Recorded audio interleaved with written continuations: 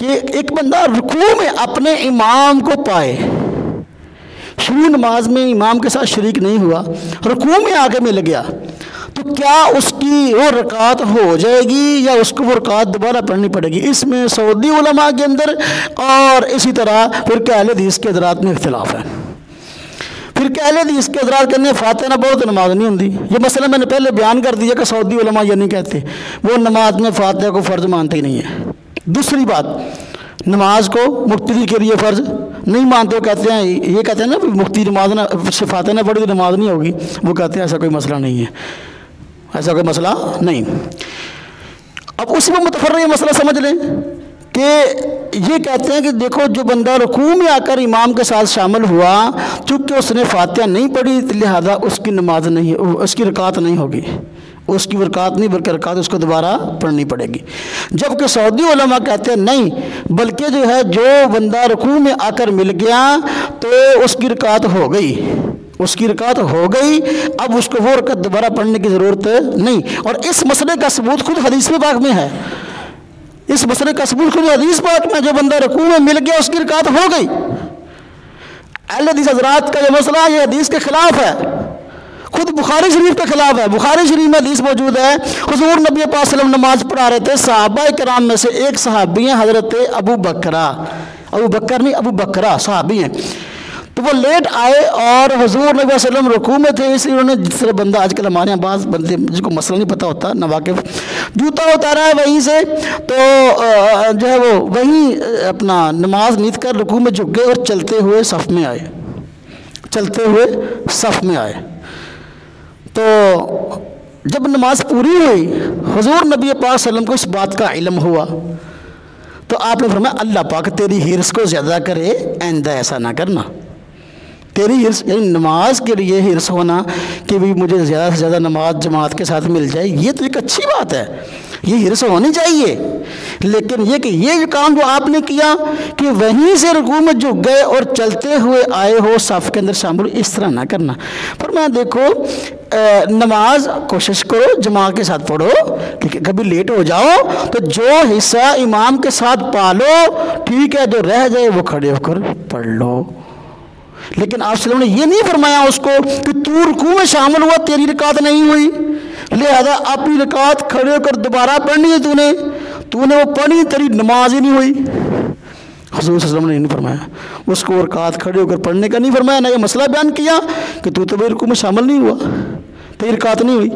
बल्कि इससे साबित होता है कि सहाबी भी समझते थे कि मैं रुकू में शामिल हो जाऊंगा, मुझे रकात मेरी शुमार हो जाएगी, इसलिए तो उन्होंने ये कोशिश की कि वहीं से रुकू में झुककर चलते हुए आए कि भाई कहीं रुकू निकल गया तो रकात में दोबारा मुझे पढ़नी पड़ेगी। इससे मालूम फ़हम सहाबी भी ये है, सहाबी की समझ भी ये है कि जो बंदा रुकू में मिल जाता है उसकी रकात हो जाती है। लेकिन ये अहले हदीस कहते हैं कि रकात नहीं होती, ये बात गलत है। और सऊदी उलमा के फतावा हैं, वो भी कहते हैं कि भाई जो बंदा इमाम के साथ रुकू में शामिल हो जाए उसकी रकात हो जाती है, उसको पढ़ने की ज़रूरत क्यों? इसलिए कि उसके इमाम ने किरात कर ली, जो कुरान का हिस्सा पढ़ना ज़रूरी था वो इमाम ने कर ली। हम कहते हैं कि चूँकि मुफ्ती वैसे ही इमाम के पीछे फातिहा नहीं पढ़ेगा किसी नमाज की किसी रकात में भी, क्यों? हदीस पाक में है वइज़ा क़रअ फ़अनसितू, इमाम जब कुरान पढ़े तो तुम चुप रहो। हदीस पाक में है मन कान लहू इमाम फ़क़िरातुल इमाम लहू क़िरा, जो बंदा जमात से नमाज पढ़ रहा हो तो उसके इमाम का कुरान पढ़ना मुक़्तदी कुरान पढ़ना शुमार होगा। कुरान करीम में इरशाद है वइज़ा क़ुरिअल कुरान फ़स्तमिऊ लहू वंसितू लअल्लकुम तुरहमून, जब कुरान पढ़ा जाए नमाज में तो उस वक्त तुम उसकी तरफ कान लगाओ, चुप रहो ताकि तुम पर रहम किया जाए।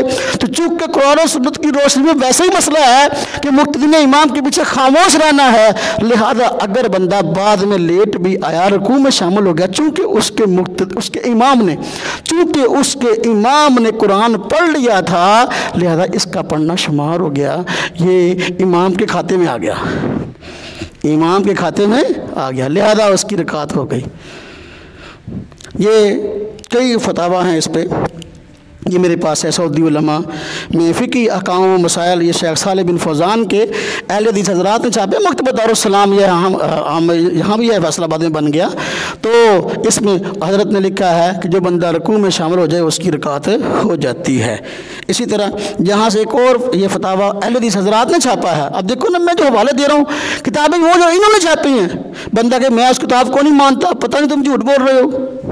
झूठ बोलना देखो मुसलमान की शान नहीं आम हालात में, लेकिन दीन के नाम पे झूठ, इसकी तो पकड़ी बड़ी सख्त है।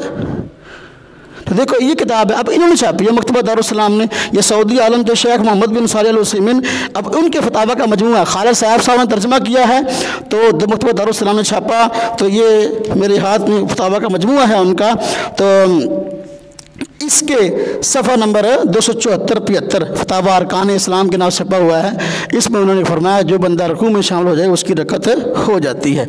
इसी तरह सऊदी उलमा में एक आलम थे शेख अब्दुल्ला बिन हमीद, ये उनके फतावा को भी अहले हदीस ने तर्जमा के साथ छापा है। तो ये अपना ये छपा है इंडिया से, दारुल इल्मिया दिल्ली इंडिया।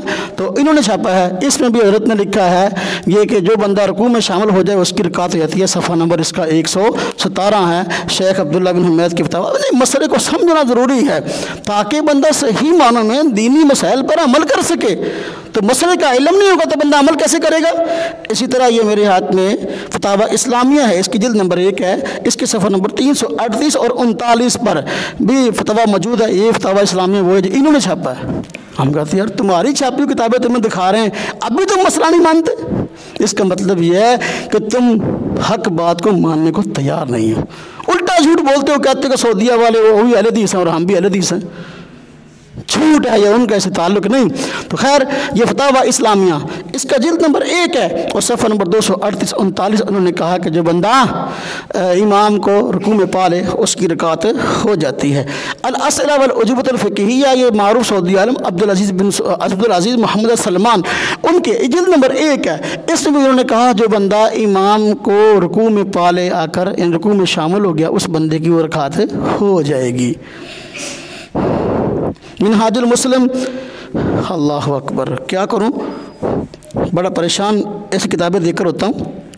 ये भी दें, दूसरा भी जी भी दें, शेख अब्दुल्ला बिन दूसरे मोहम्मद बिन अब्दुल्ला जल्द वाले फतावा उधर अगली लाइन में, इसकी जल्द नंबर 1 सबील वाले,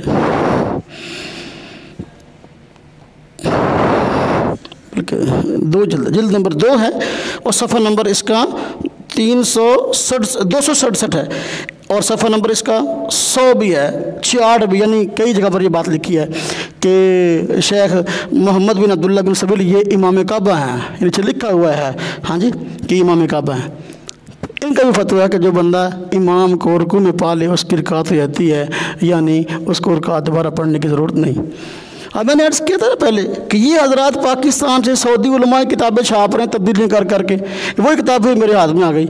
जहाँ इन्होंने और तब्दीलियाँ की हैं तो एक तब्दीली ये भी की है, ये इसका पुराना एडिशन था मिनहाजुल मुस्लिम का, इसमें शेख अबू बकर जज़ायरी जो सऊदी आलिम है उन्होंने लिखा था कि जो बंदा इमाम के साथ मिल गया उसकी रकात हो गई। अब इनके लिए मसला परेशान कौन था, इसलिए किताब दोबारा छापी और इस किताब के अंदर इस मसले को निकाल कर अपना मसला डाल दिया और कहा कि उसकी बंदे की रकात नहीं होती। नाम किसका लिखा हुआ, शेख अबू बकर जज़ायरी का। कितना बड़ा धोखा है, कितना बड़ा फ्रॉड है कि सऊदी उलमा किताबें वो तब्दीलियाँ कर करके तुम लोग छाप रहे हो और उस पे जो है फिर लोगों को धोखा देते हो और कहते हो कि सऊदीया वाले और हम एक हैं।